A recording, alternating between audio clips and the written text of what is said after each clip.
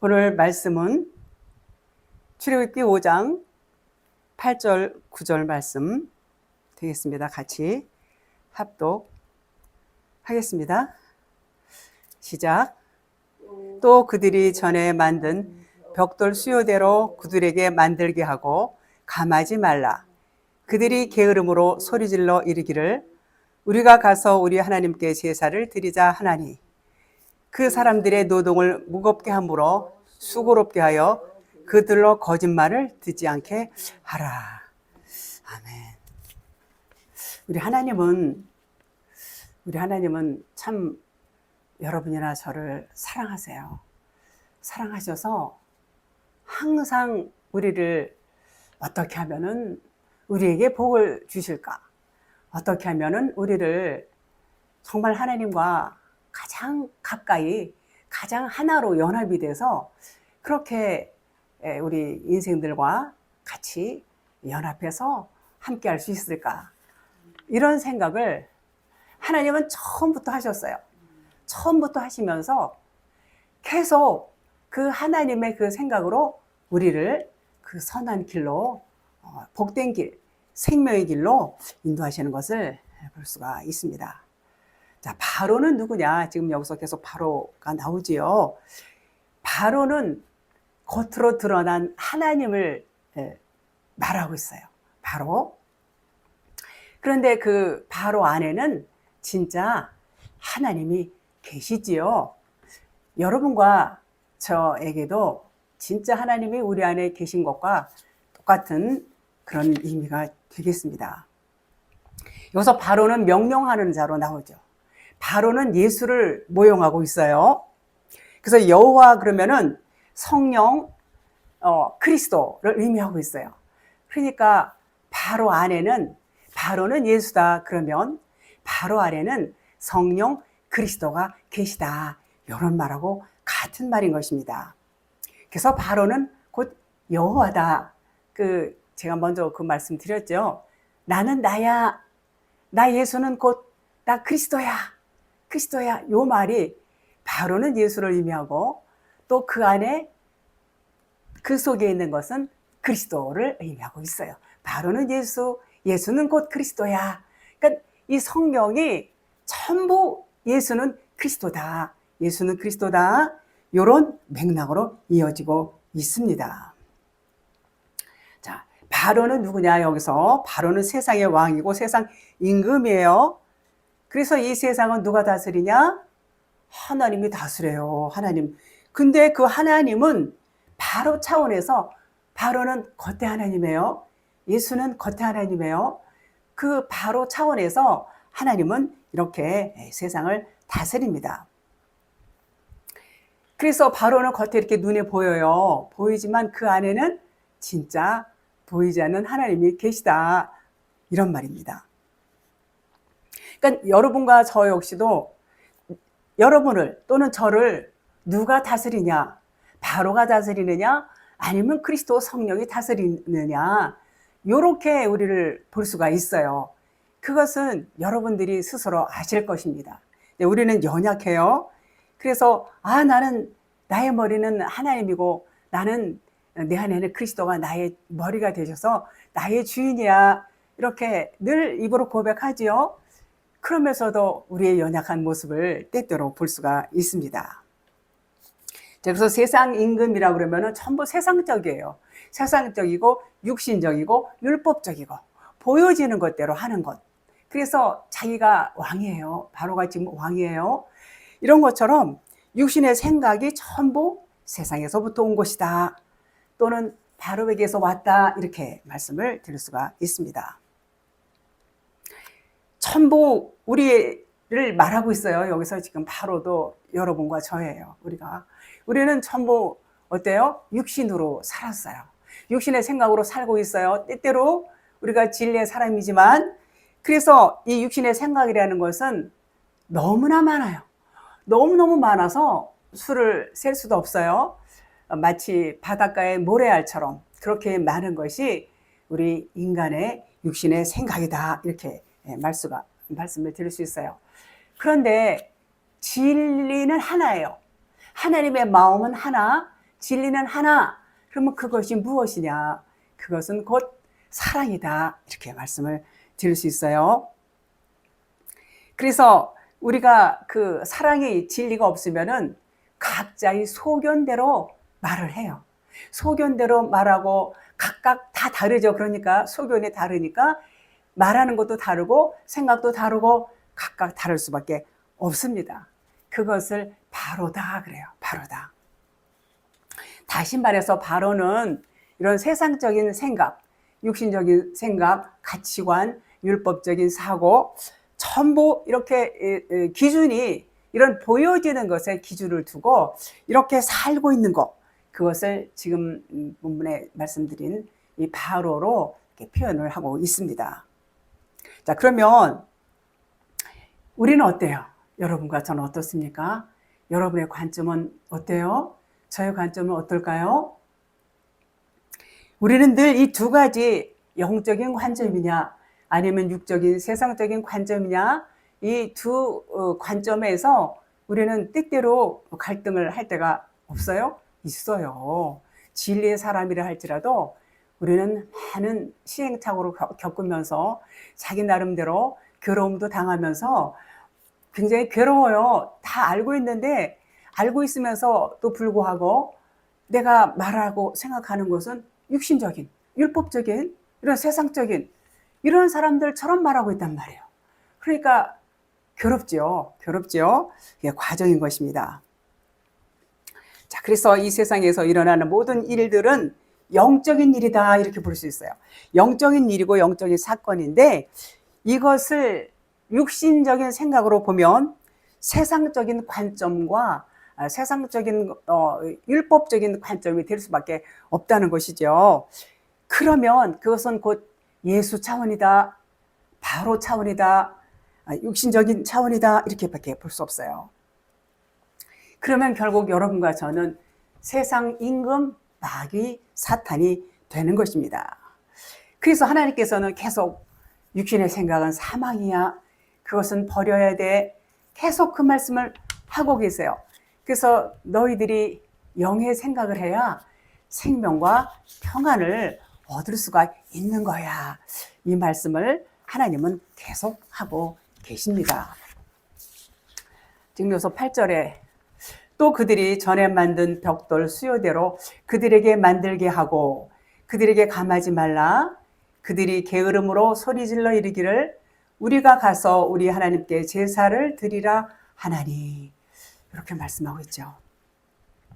여기서 이제 바로가 이스라엘 백성들에게 아주 무거운 짐을 지게 하는 것으로 이렇게 표현이 되고 있습니다. 지금까지는 이스라엘 백성들은 짚을 주어서 벽돌을 만들어서 그 벽돌로 이제 성을 쌓죠. 국고성을 쌓고 뭐 이렇게 아주 노동을 그렇게 건축을 하는 노동을 했어요. 그런데 그것은 손으로 만든 거예요. 손으로 만들어서 건물을 짓고 집을 짓는 것은 결국은 뭐냐면 율법 성전이다 이렇게 말씀을 드릴 수 있어요. 그런데 그 율법 성전을 짓는 것이 이제는 어렵게 되는 거예요. 왜요? 이제 짚을 안 주겠다. 이제 바로가 저들에게 짚을 안 줘. 그렇지만 짚이 없어도 그들이 지금까지 벽돌을 만들어낸 것과 숫자가 다르지 않고 똑같이 만들어내라는 거예요. 똑같이. 그러니까 벽돌을 만들 때 짚을 줘도 그들이 아주 힘들게 고되게 노동을 했는데 아니 이제는 짚도 안 주면서 똑같은 벽돌 수요를 만들라. 그러니까 얼마나 힘들겠어요. 굉장히 힘들어 보이죠? 그렇게 표현이 되고 있어요. 자, 이스라엘 백성 이미 진리 복음을 들었어요. 그러니까 진리를 듣고 나면은 율법 성전을 짓기가 쉬울까요? 어려울까요? 율법 성전 짓기가 어려워요, 사실은. 진리의 말씀이 들어오면 이제는 율법으로 말하고 행하는 것이 전 같지 않게 된다 그런 말이에요. 자, 그래서 이게 힘든 상황인데 이제 바로는 이제 진리가 좀 들어갔어요.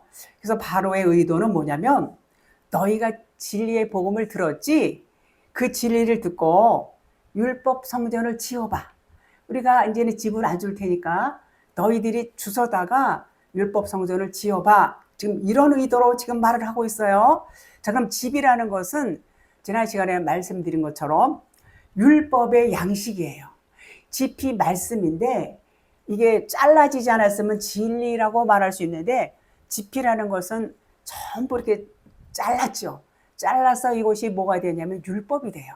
자른 것은 율법이에요. 하나면은 진리지만 말씀인데 그래서 이 집을 이제 율법의 양식이 이제 빠진 거예요. 그러니까 율법의 양식이 빠졌다 그러면은 사실은 잘 된 거예요. 근데 그것을 주지 않고 지으라는 말은 그냥 진리로만 지어라 그런 말이에요. 진리로만. 그러나 이스라엘 백성들이 온전히 말씀이 아니에요. 말씀으로 바로 서 있지 않기 때문에 그들은 그 지피 없이 진리로만 집을 짓기에는 아직 역부족이다 그런 말이에요. 자, 그래서 율법 벽돌을 찍으라고 이제 요구하는 그렇게 그들이 이제 부족한데 그들이 온전히 진리로 서기 위해서는 누군가 죽어야 돼요.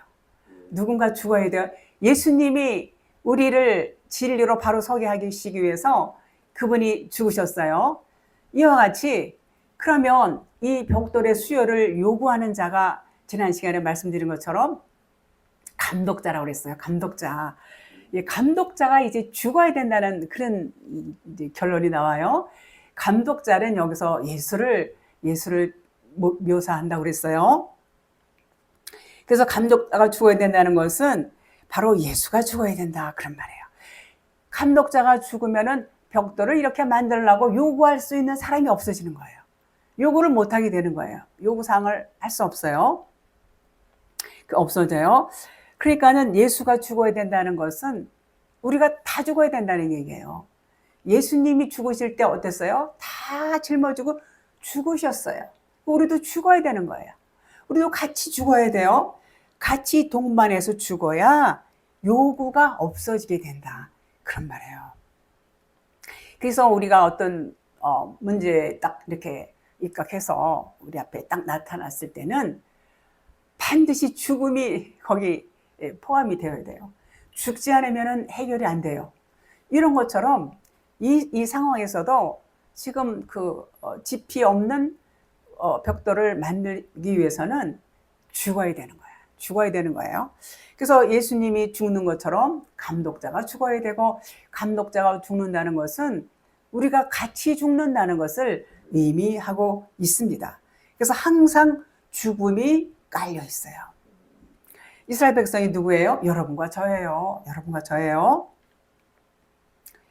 그래서 우리가 진리를 알게 되면 이제 세상적인 관점으로 살면은 안 되겠구나. 이것을 깨닫게 되지요.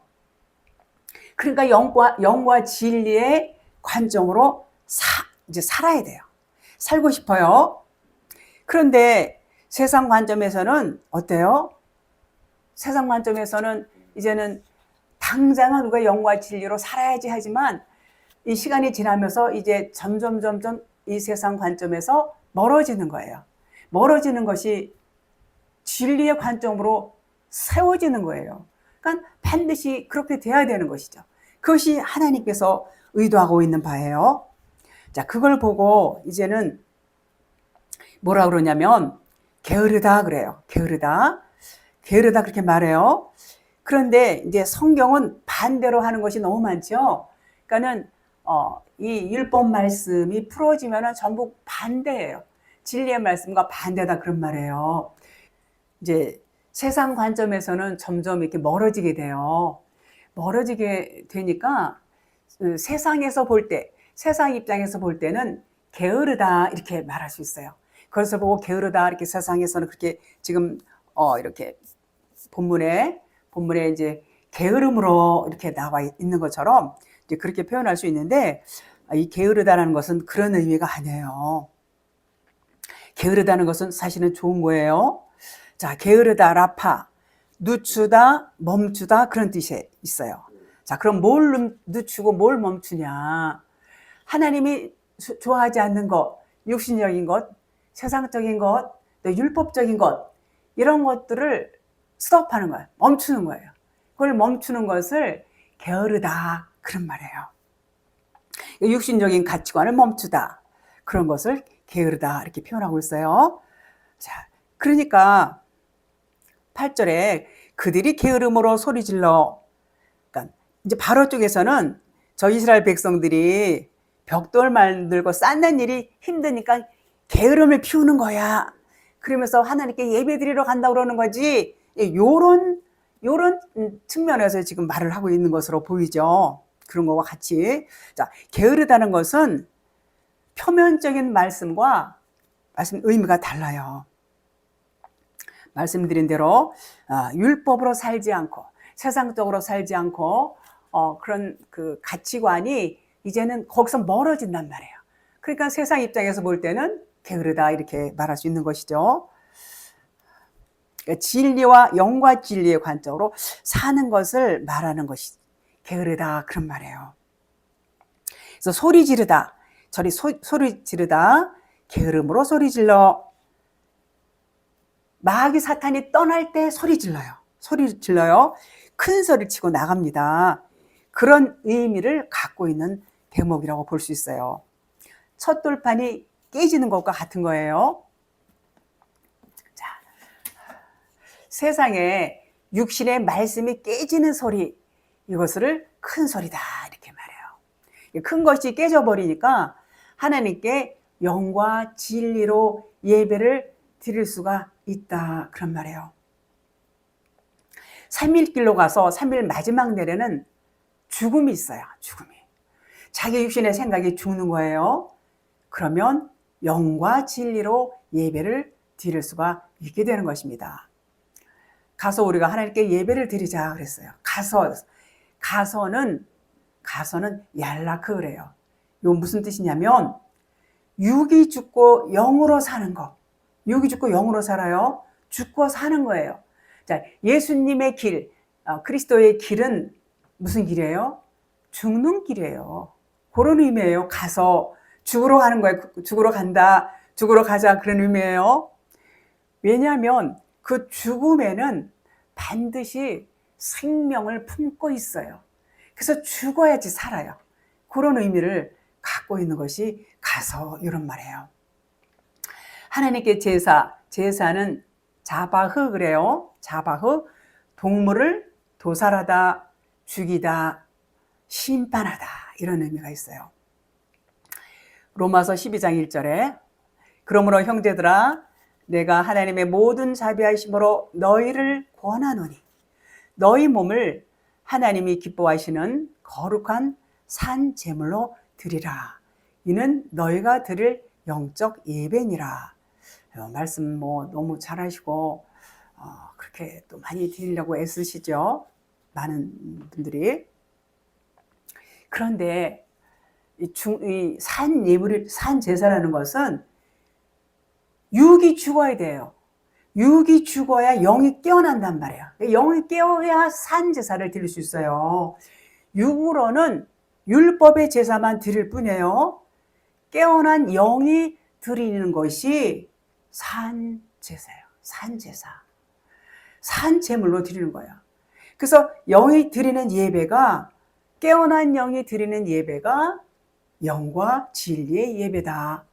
우리의 육신의 생각이 죽고 영이 깨어나서 드리는 예배, 그것을 영과 진리의 예배, 영적 예배다. 이렇게 말씀을 드릴 수가 있습니다.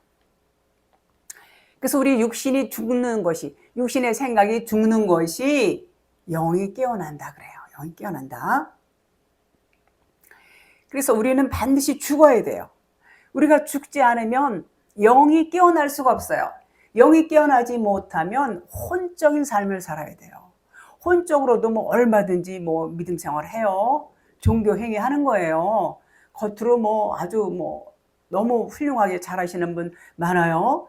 그런데 영이 자고 있어요. 혼적으로 종교 행위는 아주 훌륭하게 잘하시는 분들을 어렵지 않게 볼 수가 있습니다. 자, 그래서 그 혼이 깨어나서 혼적인 그런 율법의 예배를 드릴 수밖에 없다 그런 말이에요. 그렇어요. 그 상황에 우리는 전부 처음에 그랬어요. 그러다가 이제 영이 깨어나면서 이제 영이 예배를 드리게 되었죠. 그래서 영적인 예배를 드리는 자, 영과 진리의 예배를 드리는 자를 뭐라고 그랬다고요? 게으른 자다. 게으른 자다. 그렇게 말해요. 그러니까 세상에서는 게으른 자가 되어야 하나님 앞에 영과 진리로 예배를 드릴 수 있다. 그러니까 이것은 이스라엘 백성들에게 하는 얘기가 아니라 오늘 이 시간에 이 말씀을 듣는 여러분과 저에게 동일하게 적용하는 말씀인 것입니다. 시편 127편 2절에 너희가 일찍이 일어나고 늦게 누우며 수고의 떡을 먹음이 헛되도다. 그러므로 여호와께서 그의 사랑하시는 자에게는 잠을 주시는도다.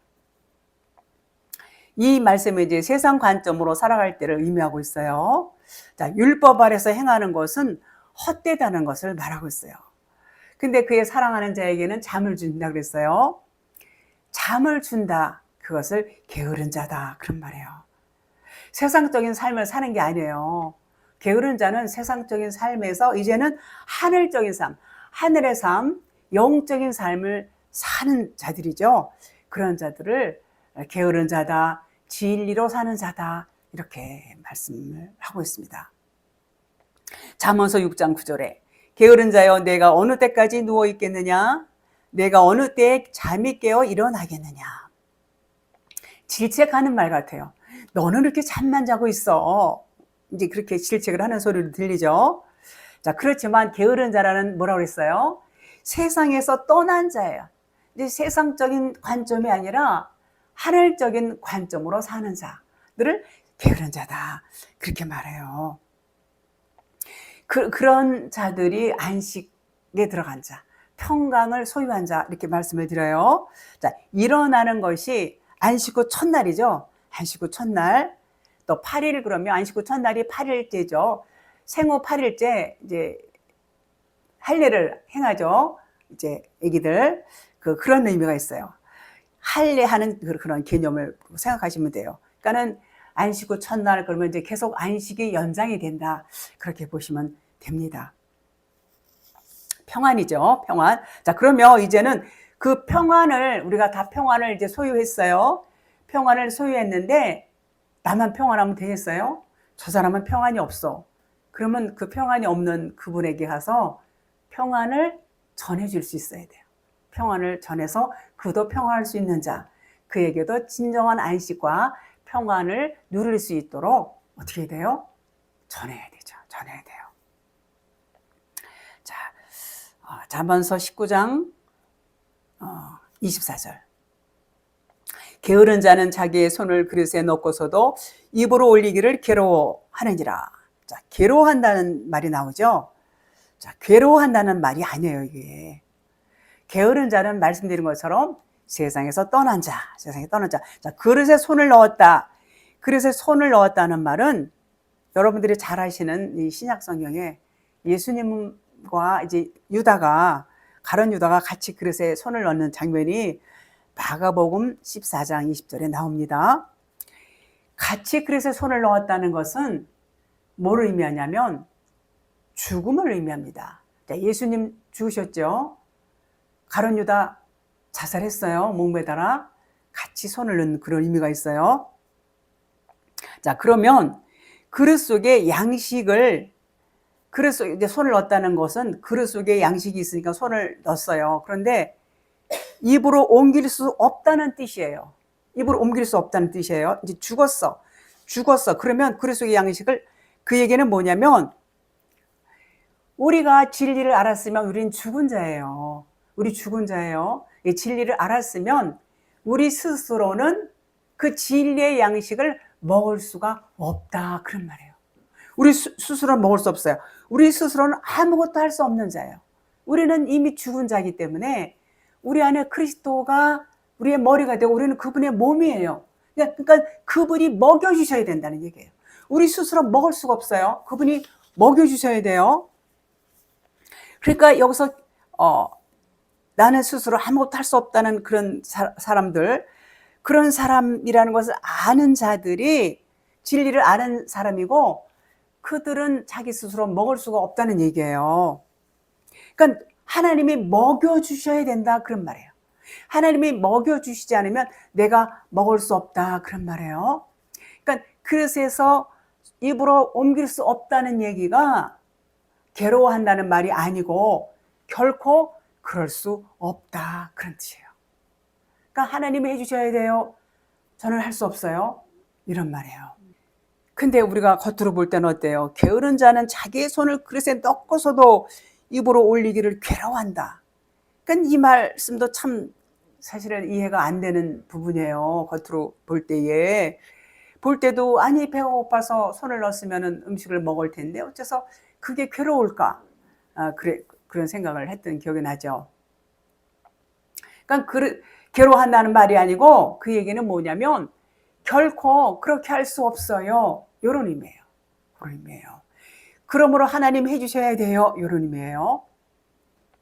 요한복음 21장 18절 내가 진실로 진실로 내게 이르노니 젊어서는 스스로 띠띠고 원하는 곳으로 다녔거니와 늙어서는 내 팔을 벌리리니 남이 내게 띠우고 원하지 아니하는 곳으로 데려가리라. 이거 베드로에게 하는 말씀이죠. 양팔을 벌리는 것이 무슨 의미냐면 육의 죽음에 육신의 죽음을 의미하고 있어요. 그러니까 육신의 죽음이라는 것은 자기 의가 죽는 거예요. 자기의 의로움이 다 죽는 거예요. 우리가 보통 하나님의 뜻을 하나님의 그 의도를 모르는 경우가 많지요. 그러면 이렇게 하면 하나님께서 기뻐하실 거야. 이렇게 하면 더 기뻐하실 거야. 그러면서 자기가 하나님의 그 마음을 모르니까 자기 마음대로 그렇게 열심히 충성하고 봉사하고 일을 한단 말이에요. 그렇게 일을 하는 거, 그리고 그것이 뭐냐면 그것은 율법 아래에 있을 때에 자기 소견에 좋은 대로 그렇게 한다는 거예요. 그것은 하나님께서 원하시는 것이 아니란 말이죠. 하나님은 그걸 원하시는 게 아니에요. 그러니까 하나님의 뜻을 모르면 엉뚱하게 다른 하나님을 섬기게 된다 그런 말이에요. 자, 우리는 우리 스스로가 하나님의 말씀을 우리가 넣을 수가 없어요. 우리의 머리는 하나님이시고 그리고 우리는 그분의 몸으로서 하나님에 의해서 우리가 사는 것임을 안다는 것입니다.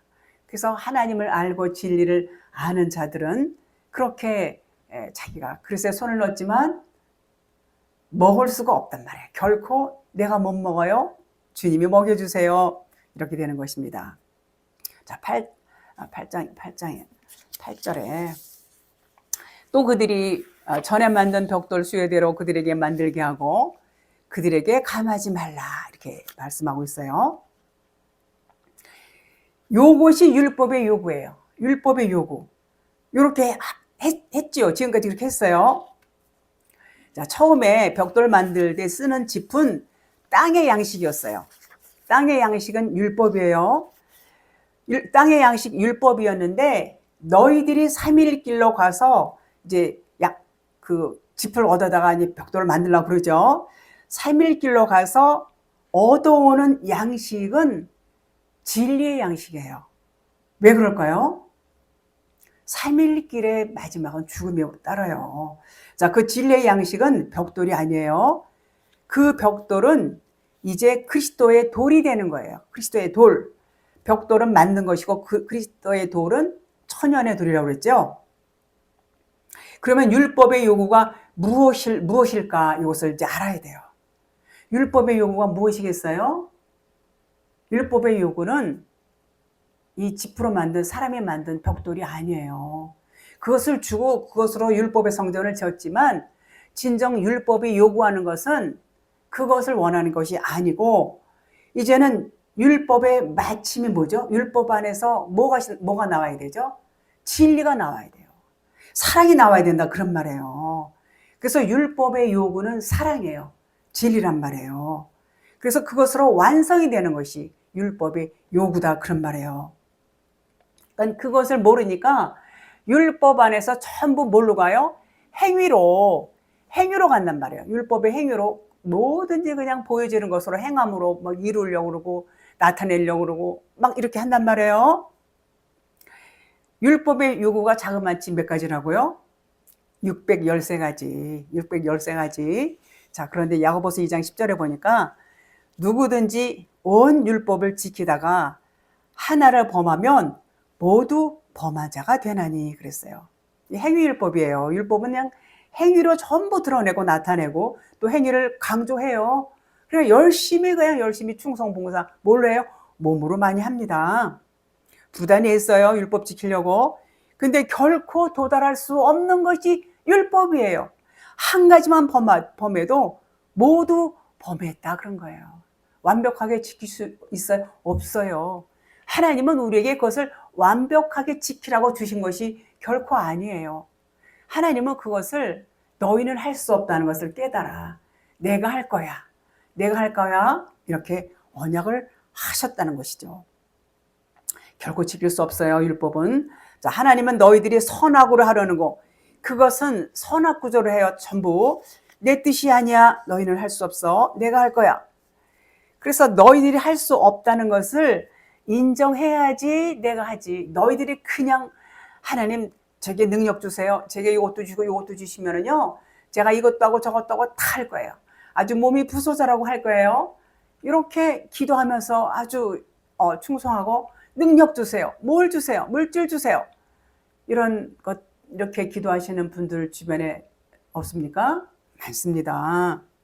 우리는 아무것도 할 수 없어요. 우리는 먼지고 티끌이고 우리를 감동하셔서 하나님이 우리 육체를 쓰실 때 하는 것이지 우리 스스로는 할 수가 있다? 없다.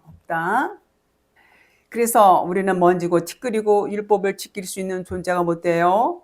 나는 아무것도 아니고 자기 부인이 와야 돼요. 자기 부인이 와야 되고 자기 세상 끝날이 와야 돼요.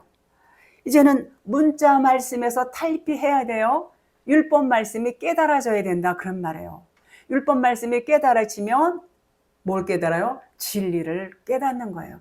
아, 이게 진리고 이게 율법이었어. 요거 깨달으면 율법 말씀에서 나오게 되는 거예요.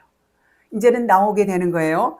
율법 말씀에서 나오는 것이 무엇인가요? 그것이 구원이다. 이렇게 말씀을 드릴 수 있어요. 그것이 하나님의 언약이에요. 그 율법이 깨달아지면 사랑으로 완성이 된다. 그런 말인 것입니다. 로마서 8장 4절 육신을 따르지 않고 영을 따라 행하는 우리에게 율법의 요구가 이루어지게 하려 하심이니라. 자, 육신을 따르지 않고 영을 따라 행하는 것은 땅의 양식이 무엇이었죠? 벽돌이었죠. 땅의 양식으로 살았는데 당연히 그것이 율법의 요구인 줄 알고 살았단 말이에요. 겉의 것으로 하나님께 드리는 것이 율법의 요구야. 행함이 없는 믿음은 지금 믿음이라고 했어. 그래서 행함으로 뭔가 자기 의의를 드러낸단 말이에요. 이게 뭐예요? 율법의 요구예요. 그래서 그렇게 알고 있었는데 그게 아니다 그런 거예요. 그게 아니라는 거예요. 그게 아닌 걸 알았어요. 영을 따르는 자는 율법의 요구가 영을 따르는 우리에게 율법의 요구가 이루어지게 하려 함이라 그랬어요. 자, 그것은 무슨 말씀이냐? 8절, 로마서 8장 5절. 육신을 따르는 자는 육신의 일을, 영을 따르는 자는 영의 일을 생각하나니. 자, 그러면 영의 일을 생각하게 한다는 것은 영의 일을 생각한단 말이에요. 그러면 율법의 요구가 무엇이라는 것을 알아요. 진리라는 것을 깨닫게 되는 거예요. 지금 말씀드린 것처럼. 그거예요. 율법의 요구가 진리를 깨달으라는 거예요. 율법이 뭐라고 했어요? 진리를 안내하는 안내판이라고 했어요. 그러니까 율법을 통해서 진리를 알라는 얘기예요. 진리가 뭐예요? 사랑이에요. 그러니까 율법이 궁극적으로는 진리를 드러낼 수 있는 그런 것을 요구한단 말이에요. 율법의 요구가 결국은 진리다 그런 말이에요. 이해하시죠? 자, 6절 볼게요. 로마서 8장 6절. 육신의 생각은 사망이요 영의 생각은 생명과 평안이니라. 자, 육신의 생각이 사망이라는 말은 예수는 육신이고 율법이에요. 겉에 하나님이에요.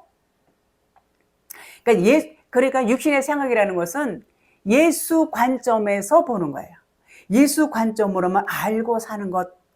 그것이 사망이라는 거예요. 육신의 생각은 사망이요.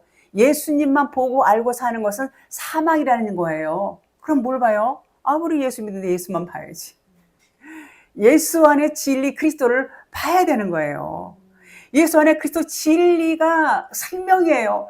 그 진리를 모르면 율법만 보고 그냥 율법에서 끝나고 버린다 그런 말이에요. 생명이 아니에요. 율법 아래서는. 율법에서 이제는 진리가 깨달아져야 생명이다, 그리스도다, 진리다, 성령이다 그런 말이에요. 그래서 그런 영의 관점으로 사는 것이 생명과 평안이다 그런 말이에요. 그래서 우리가 보는 이 세상은 애굽 세상이죠. 애굽 세상은 전부 육신이에요. 육신의 생각은 사망이에요. 그 육신의 생각이 죽어야 영의 생각이 생명과 평안이 오는 거예요. 그 육신의 생각이 꽉 차 있으면 생명과 평안이 올 수 없다. 따라서 율법이 요구하는 것은 생명과 평안이에요. 얼마나 좋아요. 율법이 우리에게 뭘 요구한다고요? 뭐 해라 마라 이렇게 말하고 있지만 결국은 궁극적으로 율법이 우리에게 요구하는 것은 생명과 평안이에요. 사랑이에요. 진리다 그런 말이에요. 선악으로 편가려하고 이러는 것이 아니라 결국은 사랑을 요구한다 그런 말이에요. 자, 사랑은 허다한 죄를 덮지요. 자, 율법은 우리에게 주신 확실한 이유가 있어요. 왜 하나님께서 율법을 주셨을까? 율법 안에는 진리가 있다는 거예요. 율법 안에 진리가 있기 때문에 진리는 하나님의 마음이에요. 하나님의 마음이 뭐라고요? 사랑. 하나님의 마음은 사랑 하나예요. 그 사랑을 알라 그런 말이에요. 그 사랑을 알라 그런 말이에요. 그래서 율법이 깨달아지면 복음이 되고 율법과 복음은 하나가 되는 거예요. 율법 복음 하나가 돼요. 그 하나가 뭐예요? 사랑이다 그래요. 사랑이다 그런 말이에요. 9절 보겠습니다. 그 사람들의 노동을 무겁게 함으로 수고롭게 하여 그들로 거짓말을 듣지 않게 하라. 자, 이 말씀은 벽돌 만들 재료인 짚을 주지 않는 것은 이제는 땅의 양식을 안 준다는 거예요. 바로가 진리를 좀 알았어요. 그래서 이제는 땅의 양식을 안 줄 거야. 이제 그런 말이에요. 그러니까 이제는 땅의 양식으로 하지 말고 이제는 땅의 양식으로 율법 성전을 짓지 말고 이제는 하늘 양식으로 하늘 성전을 지어라. 이제 이런 말이죠. 그래서 이제 이것을 이스라엘 백성들이 해야 되는데 이들이 아직 할 수가 없어요. 해야 된다는 거 이제는 아는데 할 수가 없어요. 그러니까는 힘들고 무겁다 그런 말이에요. 이것이 수고롭다 그런 말이에요. 왜냐하면 이들이 아주 온전히 진리의 사람이 아직 못 되었기 때문에 아직 육신의 것들이 남아 있어요. 육신의 것들이 다 이렇게 남아 있어서 살아 있어서 그래요. 자, 거짓말을 듣지 않게 하라 그랬어요. 그러니까 거짓말을 만들지 않기 위해서 힘들게 했다 그런 말이에요. 아주 이 말씀이 이게 진리의 말씀을 지금 하고 있어요. 거짓말을 듣지 않기 위해서, 자, 거짓말이라는 것은 하나님의 말씀은 진리인데 하나님의 말씀은 다 진리예요. 거짓말이라는 것은 이 진리의 말씀을 교훈으로 만들어서 교훈으로 이렇게 말하는 거. 요것이 거짓말이란 말이에요. 자, 생명의 말씀을 이 말씀이 생명의 말씀이에요. 근데 율법 말씀으로만 가르치는 것이 거짓말이라는 얘기예요. 율법에서는 교훈이 나와요. 이게 사실 생명의 말씀이 되어야 되는데 그것을 거짓말이다 그런 말이에요. 거짓말이다. 그래서 교훈으로 듣는다는 것 얼마나 근데 그것을 평신도들이 알아요? 몰라요. 자, 십계명에서 거짓 증거하지 말라 그랬어요. 거짓 증거하지 말라 그 말이에요. 그 말이 바로라고 하는 바로의 실체는 큰 집이라고 그래요. 큰 집. 큰 집을 뭐라고요? 율법 성전이라고 그래요. 율법 성전. 벽돌에다가 땅의 양식을 섞어서 보이는 성전을 건축했을 때, 벽돌로 지은 성전을 건축했을 때 그것을 거짓말이라고 해요. 거짓말을 듣고 거짓말대로 했다 이렇게 말해요. 뭐가요? 벽돌로다가 율법 성전을 지은 것을 거짓말을 듣고 거짓말을 했다, 그런 말이에요. 그러나 이것이 바로의 모습이 변하고 있는 것을 우리는 보고 있어요. 바로가 처음에 그렇게 했지만 이제 바로가 진리로 이제 조금씩 변화가 되고 있어요. 그래서 이 보이는 성전 건축을 했을 때는 거짓말을 듣고 이제 거짓말대로 했어요. 그렇지만 이제 바로가 진리를 깨달음으로 해서 그들에게 야, 이제는 율법 성전을 하지 말고 이제 진리의 성전을 지으라고 짚을 주는 것을 이제 차단을 시켰어요. 그리고 그들로 가서 사흘길을 가서 짚을 주어다가 이제는 이제 진리의 성전을 지으라, 이제 이런 말이죠. 자, 짚을 빼라 주장했다 그러면 이제 땅의 양식을 안 준다는 얘기예요. 땅의 양식을. 이제 하늘 양식을 스스로 찾아서 먹으라, 그런 얘기예요. 그러면 그 성전은 바로의 큰 성전을 짓는 것이 아니라 이제 그것은 뭐냐면 더 이상 거짓말을 안 듣는다. 그 율법 성전을 짓는 것을 이제 거짓말을 듣고 거짓말로 성전을 지은 것이 되었죠. 그러면 그 짚을 안 주면 이제는 더 이상 그 율법 성전을 짓지 않는다. 그 말은 거짓말을 듣지 않는다, 그런 말이에요. 그러니까 바로의 명령을 안 듣는 거하고 같으죠. 처음에는 이제 율법 성전을 지으라고 했지만 결국은 이제는 안의 것으로 이제 그것을 듣기 시작하면서 이스라엘 백성들이 예수를 그리스도로 아직 못 보기 때문에 노동을 무겁게 하고 수고롭게 하고 율법 말씀을 진리로 못하고 있는 그런 상태예요. 그러니까 굉장히 이제 이것이 무거운 것이죠. 무겁고 이제 수고롭다, 그런 말이에요. 자, 그래서 노동을 무겁게 하고 수고롭게 하고 율법 말씀을 진리로 못하고 이렇게 되는 거예요. 세상의 일도 하나님의 사랑으로 우리가 보지 못하기 때문에 이것이 굉장히 수고롭고 무거운 일이 돼요. 우리 세상에서 벌어지는 일들, 그런 것들이 그것을 거짓말인데 거짓말로 못 보면 무겁고 힘들어요. 근데 그것은 거짓말이란 말이에요. 자, 거짓말, 세케르 다바르 그래요. 그러니까 다바르의 거짓말이라, 그런 말이에요. 이 거짓말이 다바르가 거짓말이라는 얘기예요. 진리가 아니라는 얘기예요. 그 얘기는 이 문자 말씀이 뭐라고요? 거짓말이 전부 다바르로 써 있어요. 겉에 보이는 거. 요게 거짓말이고 세상의 가치관 뭐 이런 것들이 거짓말이고 우리 육신의 생각, 육신으로 이렇게 말하고 이러는 것들, 이런 것들이 거짓말이고 이 보이는 것들은 다 그냥 거짓말이야 이렇게 되는 거예요. 편가르게 하는 것, 이런 것도 거짓말이야, 전부. 그것은 아직 우리가 육신이 살아있어서 그래요. 육신의 것들이 이제 덜 내려져서 그 하늘 관점에서만 봐야 되는데 아직 땅의 관점으로 보게 되면은 이 편을 갈라요. 네 편, 내 편, 편가르게 하고 그러죠. 평강이 없어요. 그래서 하늘 관점으로 우리가 볼 수 있을 때에 우리가 이제 평강을 소유할 수 있게 되는 것입니다. 그래서 보이는 세상의 관점은 모형이고 그림자고 표적이고 그렇게 말씀을 드릴 수 있고, 참말이라는 것은 진리를 말하는데 이 표면 안에 이 보여지는 이 세상 속 안에 진리가 들어있어요. 이제 대표로 늘 말씀드리는 거, 이 율법 말씀, 이 표면 문자 말씀이 깨달아져서 진리가 깨달아지면 이제는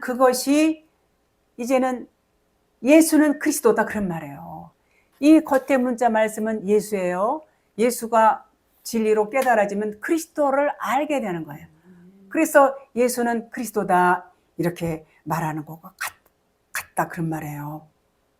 이제는 진리를 알았다, 그런 말이에요. 그래서 이제 바로가 노동을 무겁게 함으로 수고롭게 하여 그들로 거짓말을 듣지 않게 하라, 이렇게 말했잖아요. 그러니까 바로는 지금 진리, 복음의 말을 하고 있는 거예요.